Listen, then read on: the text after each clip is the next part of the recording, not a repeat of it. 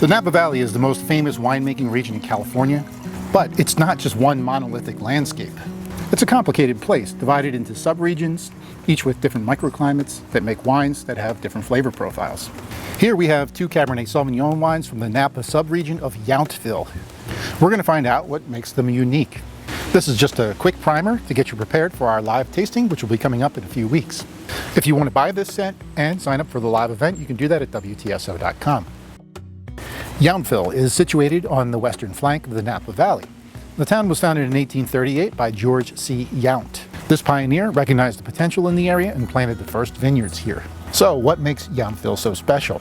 Well, for starters, it's one of the coolest regions in the Napa Valley, and that means a longer growing season. Longer growing season typically means more developed flavor profiles and higher alcohol. Winemakers in Yountville often tout the softness of their wines. Even for 100% Cabernet Sauvignon, they're surprisingly soft and juicy. The word Mira is a combination of the Latin word for miracle and the Greek destiny.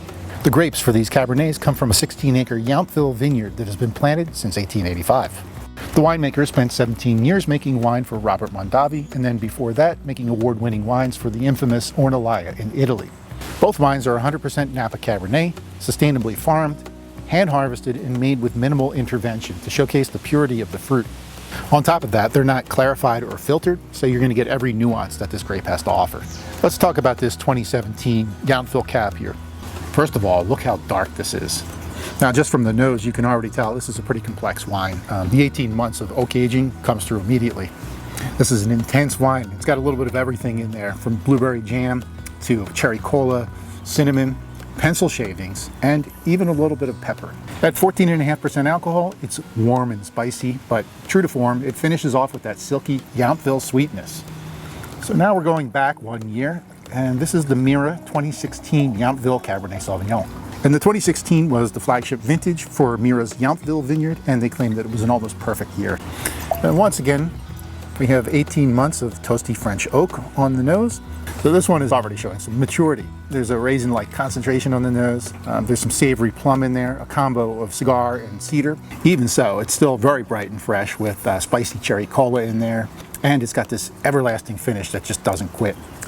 Cabernet is bold and intense, so if you're going to pair it with food, you have to bring something that's equally as intense. Of course, steak and red meat are a classic, and the reason they work is because proteins mellow out the tannins in wine. But if you're not a meat eater, think legumes, cheeses, and foods that have an earthy umami quality to them. So here's something that combines all of the above. You got a crust of bread with some hummus on it, some grilled beef, and it's topped with blue cheese and balsamic. And if you want to skip the meat altogether, mushrooms are a savory, earthy substitute. So now that you have some background on Yountville Cabernet Sauvignon, and even some food pairing ideas too, it's time to sit back, relax, and enjoy your wines. And if you haven't yet purchased these, get them while they're still available at WTSO.com. And don't forget to register yourself for our virtual tasting, which will go live in just a few weeks. See you soon. Cheers.